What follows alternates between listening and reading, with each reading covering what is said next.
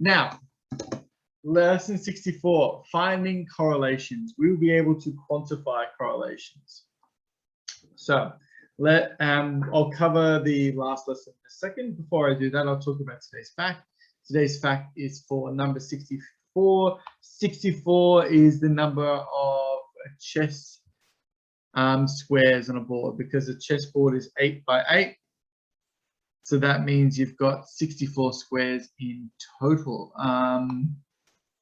with 32. Yes, you could also say Minecraft.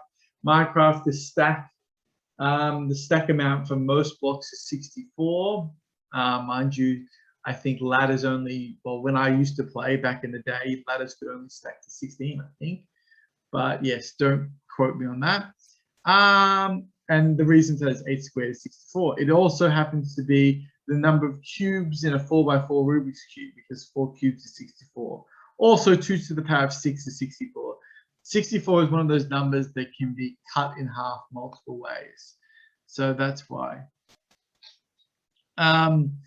Also, another fact about chess, because while we're at it, another fact, the Norwegian board, Magnus Carlsen, the current chess world champion.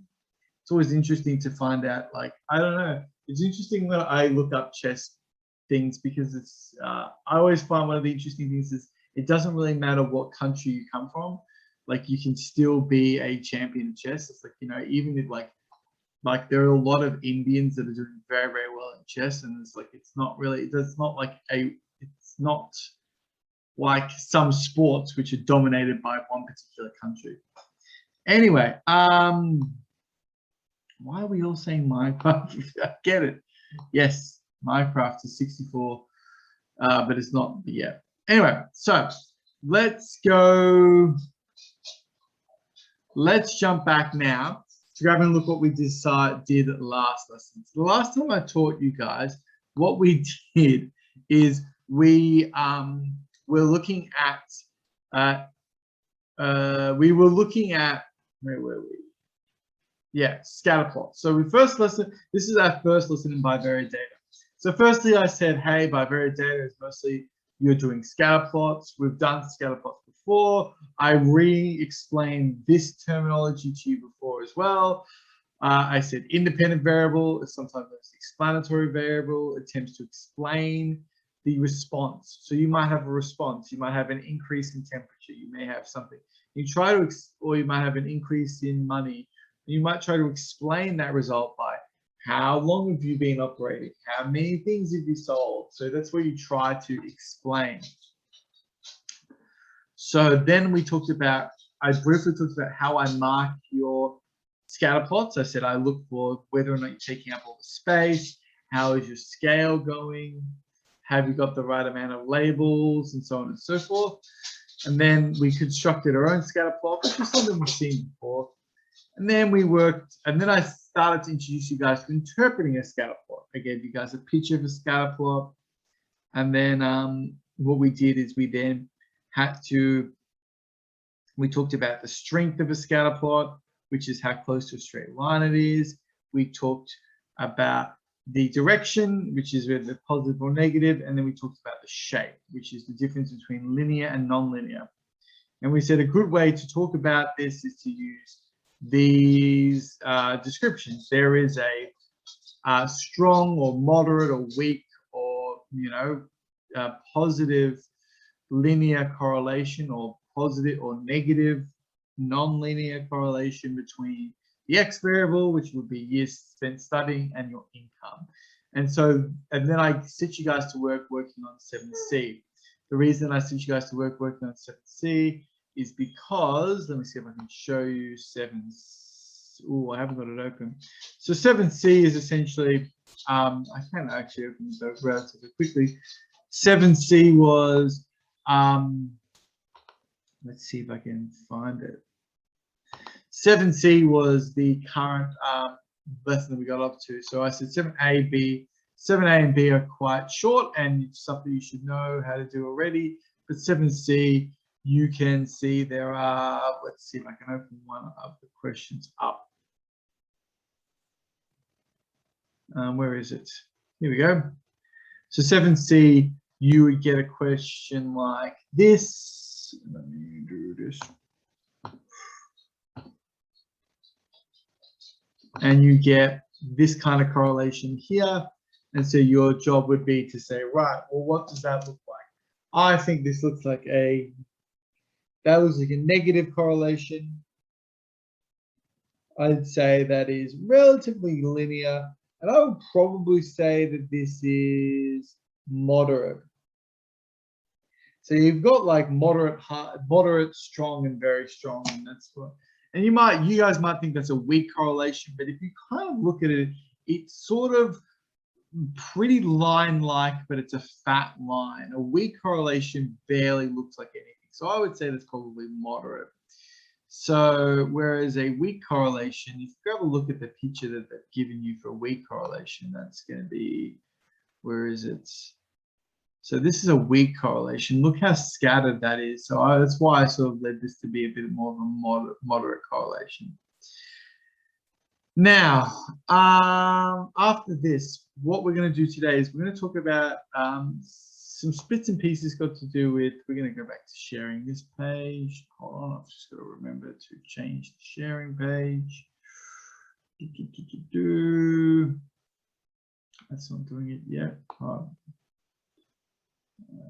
Zoom, yeah. Stop share. I want to share this page instead.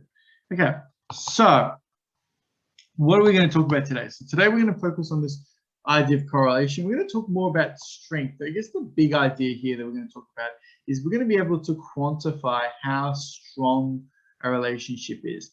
And we're going to do that by first talking about this word correlation and what does this word mean. So correlation implies a relationship between two variables.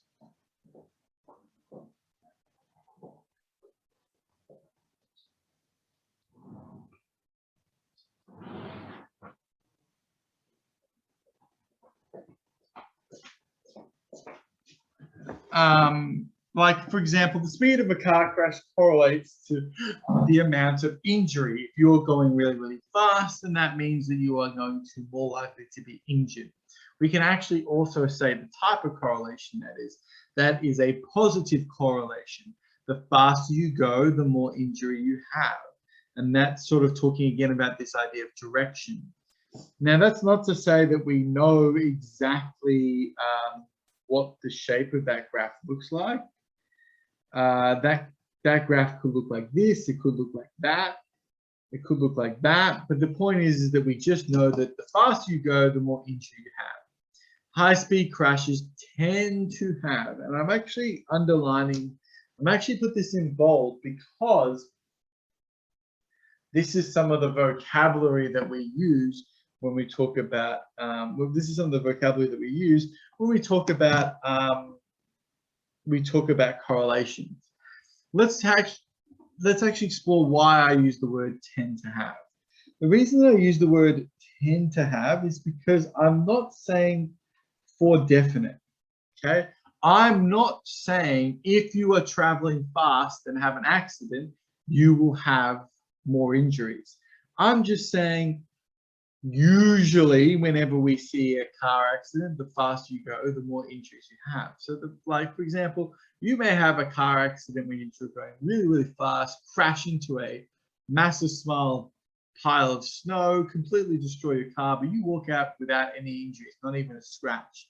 So that would be abnormal, but I'm just trying to say tend to have just means is like, you know, it's not, I guess what I'm trying to say here is not certain. Speed doesn't equal more injury. It just means it's like an average almost, if you will. I'm not trying to use the word, I'm trying to avoid using the word average because I don't want you to sort of link the two things together, but yeah. I'm going to change the slide in about 20 seconds or so, and then what we'll do is we'll jump on and we'll talk about, well, okay, cool. If correlations, if that's what a correlation is, then what's the rest of this lesson about? I'm actually going to talk about a sort of a thing that comes up a lot whenever you talk about the word correlation. This second idea always comes up a lot, but I'm not sure if I'm going to talk about it yet, but we'll just sort of, yeah. So perhaps it would be useful if there was a way that we could measure how strongly two things are correlated. Now, I've already talked about how we can measure the strength of a correlation, but these are just random words like strong. It's like, well, that's, you know, short. And this is moderate. And here's the thing, like I might say this is moderate. You might say that's weak or something like that. So understanding how to do these is going to be important. So we need a way to quantify correlations. And so that's where there is a term that was created. And this term that's created is called the Pearson correlation, Pearson's product moment correlation coefficient. Wow, that's a mouthful. So we usually just call it the Pearson coefficient. So I'm going to leave this up for a little bit and then we'll discuss what it means.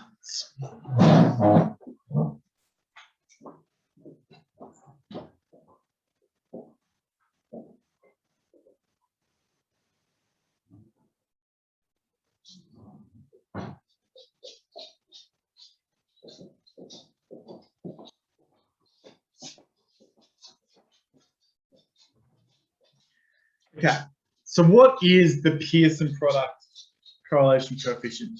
It's usually given the symbol R. Now I know that might be like, why is it given the symbol P? I don't really know. And it is a term that says how close to a line the point falls.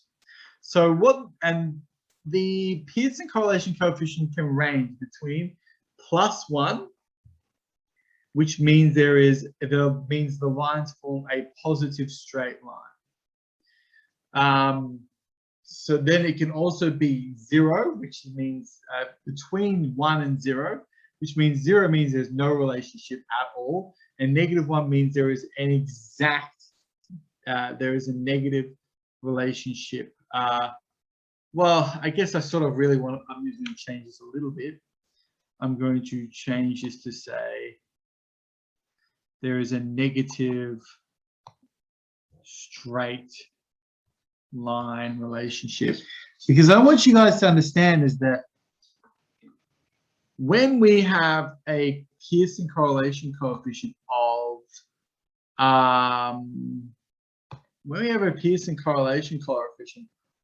+1,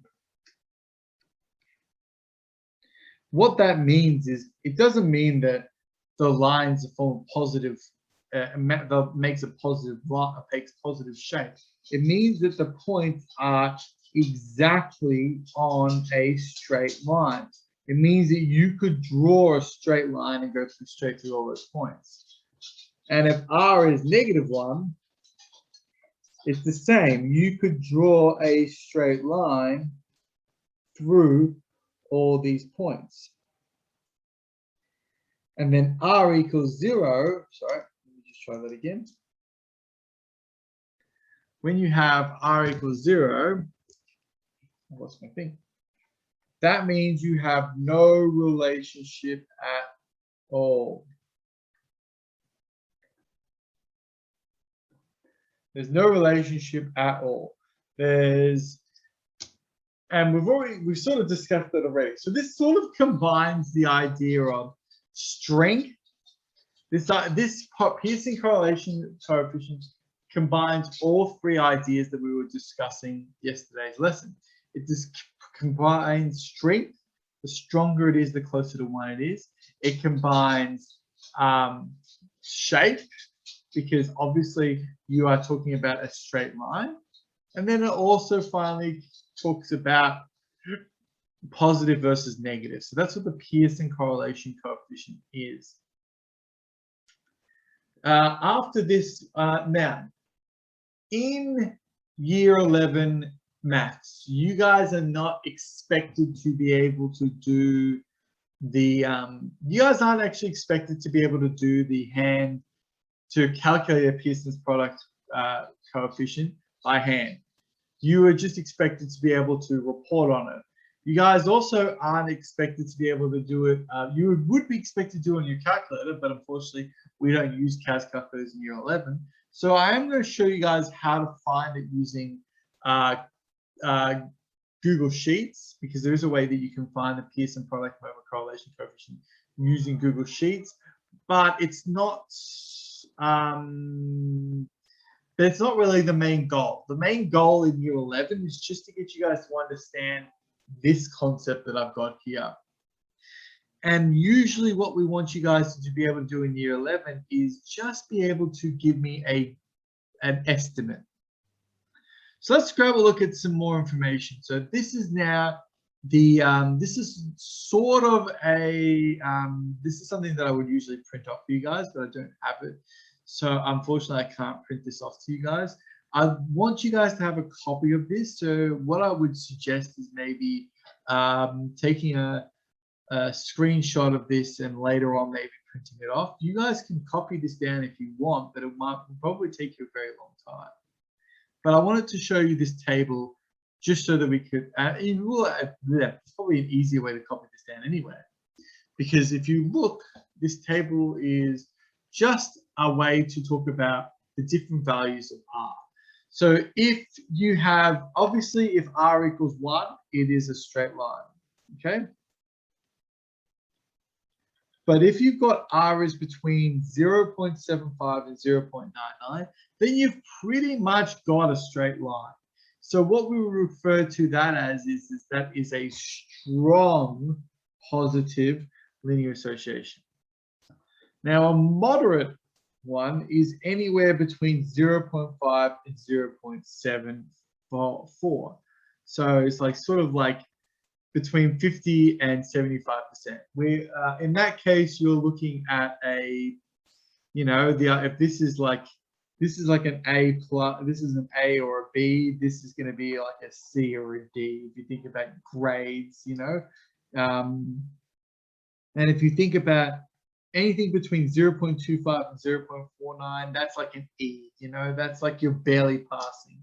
It does still make a positive, it does still make a line, but it doesn't quite make a line. And it doesn't quite make a strong one. And anything below 0.25, so you might have some form of correlation, but essentially they say anything below 0.25 is pretty much no linear correlation.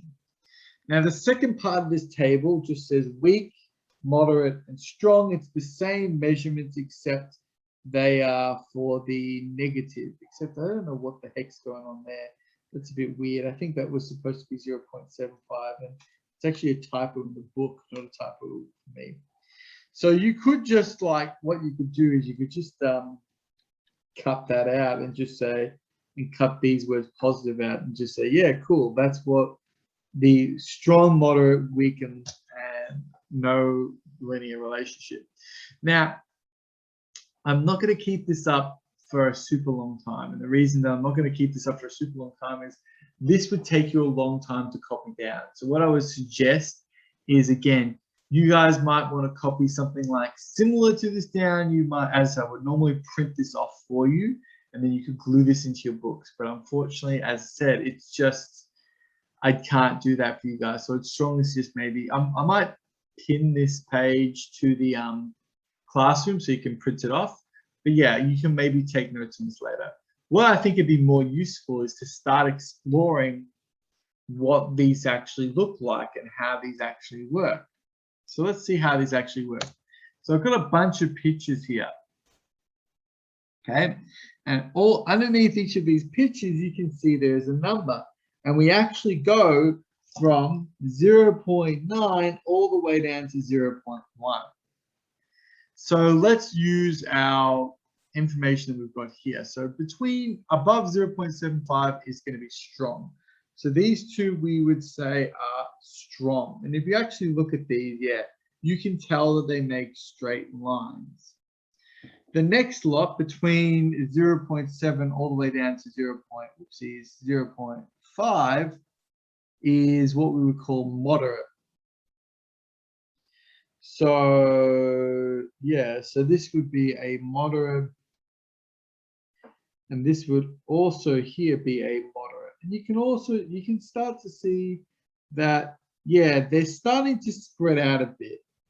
0.5 would be probably on the border. You could call this a well, this is also a moderate technically, but this is, you can start to see it's more central, right? There's a lot, it's sort of harder to make out that it's positive. And then straight away here, we've now starting to get our weak associations according to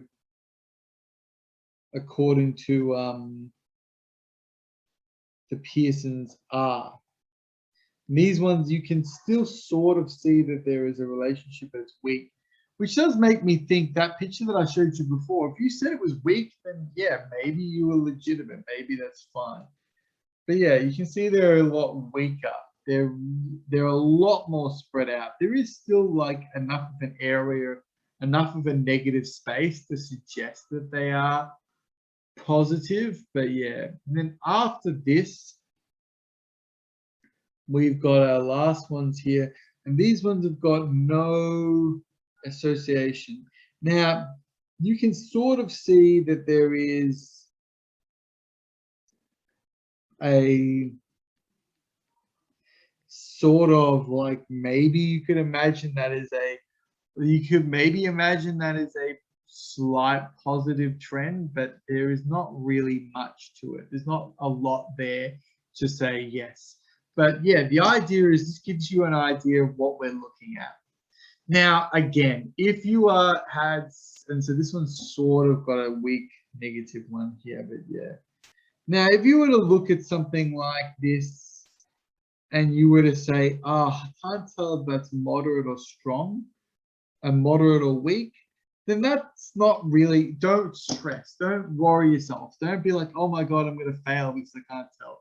Obviously, this is very subjective, but if you are given the number, then you can at least give it a slightly more accurate description. But ultimately, again, these are just descriptions about how strong or weak something is. So that's how we can sort of use this Pearson correlation coefficient. And let me just check. Yep. Okay. So now what I'm going to, I'm not going to do that. Okay.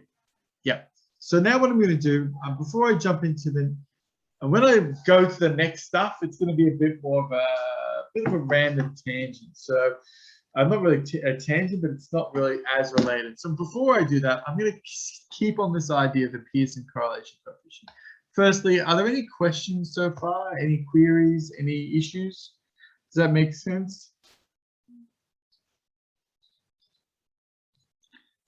So what we're going to do now is I'm going to briefly, yeah, there's no issues.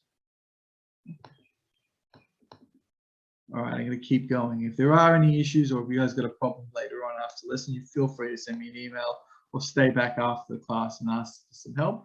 But yeah, so this sort of is from the textbook. You can see they do the same thing. They give you these measurements and they talk about them. So they go, okay, cool. You can sort of see how for when it's less than 2.25, it's pretty much there's no relationship. But when it's like when it's about 0.8, you can see that there's a bit of a line there. And of course, this is what I meant by straight and negative lines. When it's +1. Now, this is the guidelines that I was talking to you before. Again, you only really need the top half because you can just reflect that bottom half. And then what we did is we're going to skip that part for the moment, but I wanted to talk to you guys about here. So what are the two key assumptions? Okay, so the idea is here we've got some examples here. Estimate the values of the correlation coefficient R using the, so this section here is about guessing it. Okay, so I would say that's pretty strong. I would say it's a strong relationship. This would be something probably more moderate. This one you might be either guessing weak or moderate. And this one I would probably say is no association. But, you know, I'll let you guys figure it out too. And then the same section is below here for question 3. It's like, how would these relationships be classified?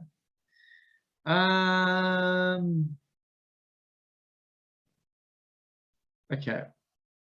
Oh, that's from 7E. This part comes up. Let me just check to see if I go through it. Sorry, the reason that I wasn't going to move on was because I wasn't sure.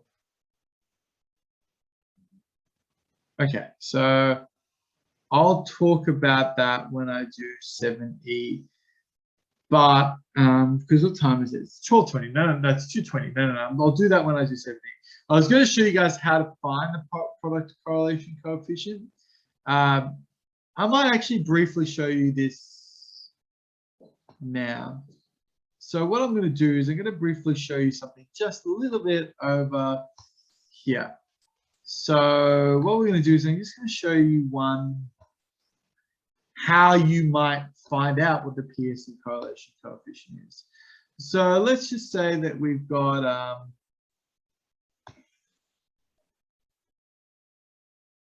let's say we've got a graph. Okay, we're going to put some let's see, we're going to use some, I wonder if I can copy some values over. That'd be really cool if I could, but I doubt it. We'll give it a whirl. Oh my God, I think I might be able to. That'd be awesome if I could copy these straight across. Oh, you guys can't see what I'm doing. Oh, okay, well, just give me a second, bear with me.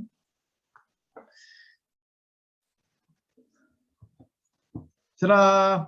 So we've got these two things, just like the income per 1,000, and this is, I think this is for households, and this is the amount of CO2 produced per capita in thousands, and the carbon dioxide emissions in tons for 11 countries. So these are how much 11 countries make, and then yeah. So we can create. Let's see if we can create a scatter plot easily from this data. Now I prefer the data going up and down. I might be able to pivot these tables, but I've never had much success with that. Let's see if I can. No, I don't know how to pivot them. Don't know how to pivot a table. That would be kind of cool, but yeah, it doesn't matter. Here, I wanted to this is just meant to be quick. So what we're going to do is going to insert a chart. The chart is going to be, straight away it comes up with a scatter plot, and it's got the scatter plot with the income and the CO2 emissions. Perfect. And we can see that this sort of has a bit of a positive trend. We can tell that the more money that a country makes, the more CO2, the more CO2 it produces. Now, what we want to do is we want to say, well, how we can make a guess. Let's actually do this live. Can I get three guesses? I want 3 guesses from 3 people in the chat. I want you to tell me what kind of R value, what kind of Pearson correlation coefficient do you think this graph has? I want to see 3 guesses from 3 different people. Like, do you guys think it's like, is it a straight line? Is it 1? Is it no association? Is it 0? What value between those 2 things do you guys think it is? Take a guess. I want 3 guesses. What do you guys think? If you don't want me to expose you, you can send it privately. How close to a straight line is this graph?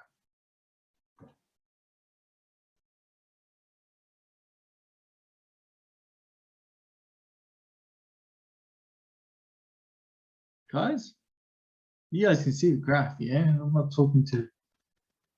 No, you guys should be able to see the graph. What do you guys think? How close to a straight line is it?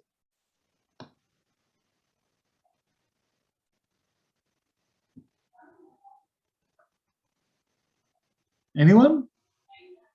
You can be wrong, guys. The whole point is being wrong, but I just wanted some guesses. Do you think it's a straight line, in which case it's R equals 1? Do you think it's a moderate, in which case R equals 0.75?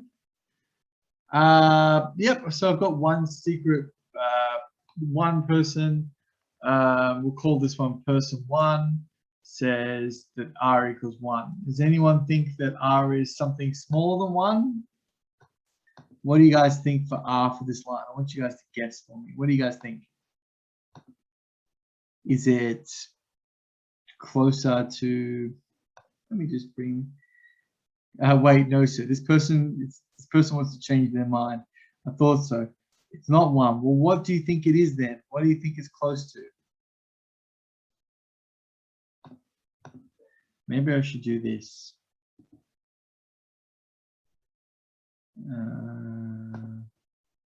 Have another guess, random person who's messaging me privately. Well, if I put up this here, will this help you guys guess? Which one do you think this is close to? All right, so one person says moderate, then we're r equals 0. So I assume they mean 0 point something. So which one of these do you think is close to? How spread out do you think it is? I want some guesses. Okay, I got a guess. Person 1 has changed their guess to 0.7.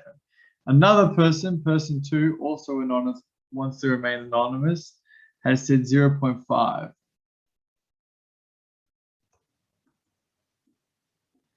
Let's get one more guess. Can I get another guess? Maybe someone that wants to go between these two people. Anyone else? One more guess. Come on. I want to see if someone can get it correct. Yep, so we've got 2 people that definitely think it's 0.5. Oh, sorry, 0.7, 0.5. Is there any, sorry, I meant to do this. Any other guesses? One more guess? Sorry, I meant to write 0.5 before. 100, someone says. So what we can do is we can find out how close we are to a straight line by just clicking here. And we can go, if we go by clicking, just let me move chat you're in the way. So by clicking on the graph, I can actually select all the points. Now I'm going to right click and I'm going to go, where is it? Chart area, resize chart, chart style. If you click on chart style, what it is you want to get this chart editor up. And what you're going to do is you're going to go to setup. I'm going to go to setup, and no, we're not going to go to setup. We're going to go to customize. Now in the customize section, there's, and I'm going to go through this again when we do 7E, so that might be next week. But you can actually go series and you can actually click on trend line, and that puts a trend line up. And that's fine, that's the linear line. But let's see now, you can also show r squared. Now r squared equals 0.67. Now that's really interesting, but that's not what r is. We want to know what r is. So r equals the square root of 0.67, which tells us that r for this graph is 0.8. So person 1 was closest. It's actually really close to a straight line, apparently, 0.8. But that's how you can calculate r from using Google Classroom. So not Google Classroom, using Google Sheets. And so what we'll do is we'll work on this a bit more for 7E. When we talk about that, we'll talk about that next Monday. But I just wanted to show you guys now, that's how we could calculate it. So now, the last thing I wanted to talk about in this is actually important because this comes up in the lesson, is one thing which is, and this is actually a chance for me to branch out of mathematics a little bit. And I'm like, what do you mean? This is a maths class. That's the whole point. We're actually going to branch out a little bit about mathematics. Is the higher the zero, the higher the number, the closer to a straight line it is. So 0. So if you think about it as like marks, right? So 90%, 100% is a straight line. 90% is almost a straight line. 80% is a pretty good straight line. If you're failing, if you're getting like 0.2%, that or 20%, then that means you are not making a straight line. So that's how you can tell. The closer going back over this, so somebody asked the question, that's why I'm saying it. The closer to 1, these numbers here are very close to 1. So they make a very close to a straight line, whereas these numbers are far from 1. So they make a very sort of wonky sort of, not really any line at all. And that's why we would say that that's why how we can compare it.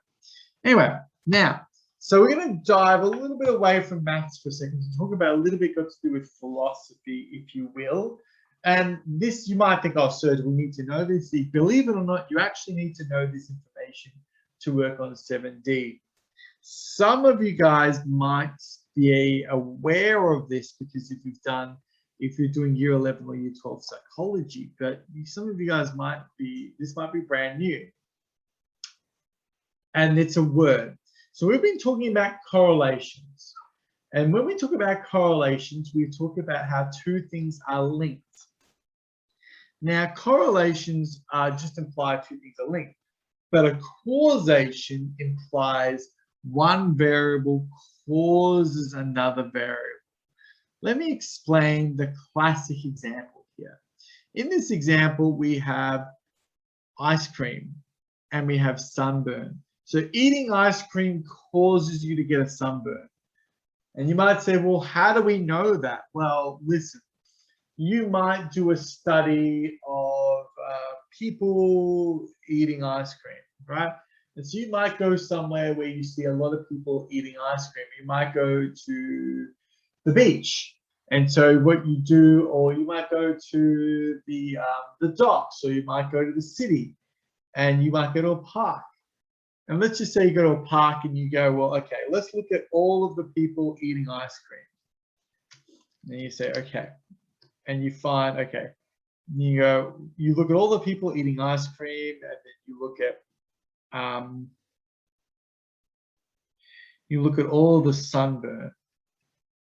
And you see that there are some people that have got sunburn that haven't eaten any ice cream, but usually the more ice cream that people tend to eat, the more likely they are to get, the more likely they are to have a sunburn.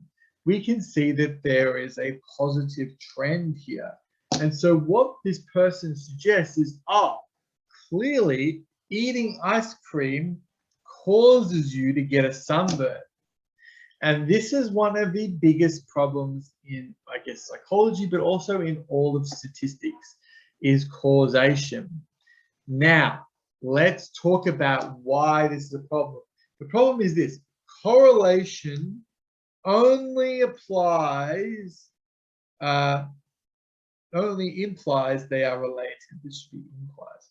Only implies they are related. There may be a common cause. So when you say two things are correlated, that does not mean that thing one causes thing two. It just means the two things are linked.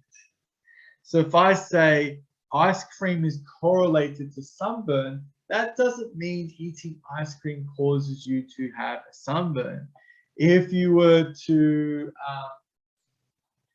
link something like two-story houses are more likely to get robbed or something, any sort of correlation does not imply causation. Causation can be something completely different. The answer to this problem, of course, some of you guys may be guessing already. I'll ask this question in the chat. I'll see if anyone's smart enough to answer it in chat. If ice cream doesn't cause sunburn, then why is ice cream and sunburn correlated? Has anyone got a suggestion? Why is ice cream and sunburn correlated if ice cream doesn't cause you to get sunburn? Because people often eat ice cream outside. Ice cream at the beach is a beach kind of food. Exactly. Both of those people got it correct. There is an underlying common cause. And the common cause in this case is the sun. Dry, hot, and summer weather cause people to eat more ice cream. Dry, hot, and sunny weather cause people to get sunburn. So what you've done is when you say something silly like, oh, ice cream causes sunburn, that doesn't make sense. You go, well, that's fine. Why? But why does that exist? The reason that the problem there is that you have this idea of a causation. Now you might think, oh, that's a silly little joke. Sure, I mean, no one's going to be silly enough to do that. But this is actually a serious concern. This is where a lot of fake news comes from. A lot of people, and of course, ladies and gents, you guys unfortunately have to live in this world of more fake news and stuff and do trust news sources. What people will do is they will find a correlation and they will then talk about that as a causation. They will find that, you know, people that eat dark chocolate are usually thinner. So therefore, they then imply a causation. Eating dark chocolate makes you thinner. And it's like, and so then a bunch of people go out and eat dark chocolate and they go, why am I getting thinner? Now, there may be another cause. It might be that people know, like, healthy people are aware that dark chocolate is a healthier choice, but they eat it in moderation. Whereas you can't just say, hey, eating dark chocolate will make you healthy. There are so many issues. And of course, we live in a world with COVID. So you can look at people like, you can be like, hey, cool, in this bad, terrible world of COVID-19, you can be like, hey, we noticed that there is more infections in countries that do X, Y, and Z. So therefore, we should stop doing X, Y, and Z. And that's not a good thing. These things occur. So although it's sure in this example, it is it doesn't. So it does. Sorry, the thing about dark chocolate doesn't actually make, like, if you eat 10 kilos of dark chocolate, you're going to be just as fat as someone else. It is the healthier option, but it doesn't mean eating dark chocolate makes you healthy. That's the thing that I'm trying to point out. It's just, it's better than eating milk chocolate. I don't know. This is just, I was trying to find some examples, but this is definitely one where it's like, you've got to be careful. One of the other ones that I've seen is they were talking about storks, and they said there are more storks, because storks are these birds and they live in well-populated areas. There are more storks in areas with higher birth rates. And so you can be like, therefore, the birds are causing more babies because the birds are bringing the babies in. And you go, no, just because these two things are correlated doesn't mean they cause each other. So yeah, be careful. Although this seems like a fun and happy little like scenario here, this does have serious implications. Now, I'm gonna I need to grab my charger before I move on, but let's keep with this idea for a bit longer.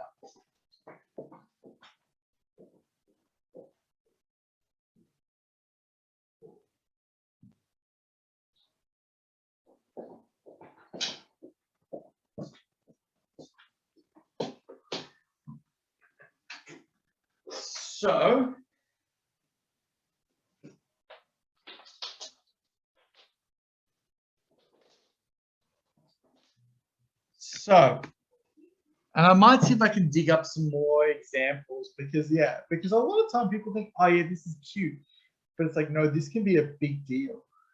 Now, there are some other types of situations. This is just another sort of thing. One way, this is called I'm just going to talk about why this is. This is called a common response. Both variables are caused. You don't have to copy this down. Both variables are caused by another common variable. Ice cream causes sunburn. Both increase because of weather. But there are other ways that you can have issues with correlation and causation. One of them is called a confounding variable. Now, I had to look this up because I actually found this interesting. You don't need to know this for the test. I'm just sort of giving you guys a little bit more context. Confounding variable, this is when the explanatory variable may cause the response variable, but other variables also get in the way. So the example that they talk about here is drinking alcohol leads to death. Yes, sure, correct. If you drink a lot of alcohol, you are more likely to suffer health consequences and die. But there are other factors that play a role as well. If you look at mental health, if you have poor mental health, then that can affect the amount that you drink and the more likely to die. Age affects both. If you're older or younger, that might affect how likely you are to drink alcohol versus how likely you are to die. So there are lots of other variables that play a role here. You can't just draw a straight line and say stop drinking alcohol, because that may not solve the problem. The coincidence is another one. Coincidence happens sometimes. You may have two things that are correlated, and it just might be by pure random coincidence. It might be that, it's for like 3 weeks, for like 8 weeks in a year, it always rains on a Thursday. And so then therefore you lead to think that, well, being Thursday causes it to rain. And you're like, well, no, that's just a random coincidence. It's not a causation. There might be a correlation, but that correlation is just some random thing. If you record this over years, then that correlation might go away. So that's just another way. It's like you can't just draw a line and say correlation and causation. So I wanted to end on two last ones. So this one is correlation. People who drink large amounts of alcohol are more likely to be depressed. Now, this is a correlation. Why is this a correlation? Because I don't say, in this question here, I'm not saying, I want you to write down these two sentences just so that we've got a difference here. So in this graph here, I've got standard drinks drunk per week and time spent depressed in a week. And so I think this is some actual legitimate data that they recorded. And so they recorded this and they found that the people who drank more tended to be more depressed. Now, what I'm going to say here is people who drink large amounts of alcohol are more likely. Now, that doesn't mean, I'm not saying that drinking alcohol causes you to be depressed. I'm just saying the people that drink a lot of alcohol are more likely to be depressed. That's what I'm saying. I'm saying these two things are linked, but I'm not saying these two things are caused. Now, how could I talk about this in terms of a causation? Well, I was talking about this in terms of a causation. I would say by increasing the amount of alcohol you drink, you increase the chance of getting depressed. You are saying by doing this thing, you are increasing your depression, and that's implying they are linked. So yeah, we've got to be careful. We want to try to usually talk about things as a correlation, not as a causation. And the other thing as well, for those of you guys that are probably quite switched on, you guys might be aware that this might be even working the other way around. It might be that the more depressed you are, the more likely you are to drink, not the more you drink. If you drink a lot, then you will become depressed. Yeah, so this is implying the bottom line is implying a cause. Like increasing the amount of alcohol, you increase the chance of getting depression. No, you could have someone that drinks all the time and they're just not depressed. They just like drinking or something. So yeah, I'm going to keep this slide up for a little bit longer, and then I'm going to talk about one final topic, and then that's going to be it.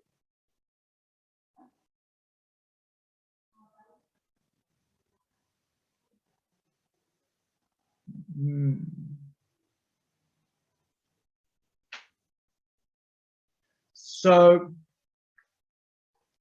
to end our discussion on correlation and causation, I wanted to talk to you guys about something that happened in the 1960s. Now, I looked this up. Don't worry about copying down the graph. It's a bit too much. I'm just asking you to just copy down the text. What happened in the 1960s was about, I wanted to talk about it because it was kind of related to this idea of correlation versus causation, but it's actually the other way around. So what happened in the 1960s is there was a lot of evidence that was being created by statisticians, and they were trying to prove a link between, essentially, they were trying to prove a link between smoking and lung cancer. Now, you guys live in the age of 2021. It is very, very obvious that you guys, hopefully by now, have had enough health classes to know that smoking causes lung cancer. But that would imply this was a causation link. This is a causation link, which I'm 100% saying that it is a causation link. But back in the 1960s, there were a lot of people that didn't like this causation link. They wanted to sell more cigarettes. So what they actually were proposing is that this is not a causation link. This is a correlation. They said that, I mean, a causation is a type of correlation, but they were saying, no, it's not causation. It just happens to correlate. The people, like, people that smoke a lot tend to have lung cancer. But then they said, but there is an underlying cause and we just don't know what it is. And they might be like, a lot of people are saying, well, what is this underlying cause that's causing causing lung cancer if it's not cigarettes? And so they proposed cars. In the 1950s and the 1960s, cars started to become more ubiquitous. More people were able to own cars. So what they were suggesting is saying, hey, these cars are causing lung cancer. And because we have more access to things like cars, we also have more access to things like, so the money essentially allowed cars, which allowed for lung cancer, and the money allowed for more cigarettes. So it's like more people were smoking, but because these people could also afford cars, they were more likely to drive cars. What we were luckily able to do is we were able to prove that it was a causal link. It was not just a correlation, it was a correlation, it was a causation. Smoking more puts you at more risk of lung cancer. So that was a big deal. But why I'm ending this slideshow on this is that it shows you the importance. One of the things that I would like to think of is like I like to think of this causational link. Proving this link essentially has saved the lives of millions, possibly billions of people. Billions of people that are now aware that, hey, if you smoke, you will get lung cancer. You will very, very likely get lung cancer and you may die. And so that has saved probably millions of lives in proving this link. So that's why, hey, something about knowing the difference between correlation and causation is so vitally important. And it's why statistics, you have to be very careful with statistics. Now,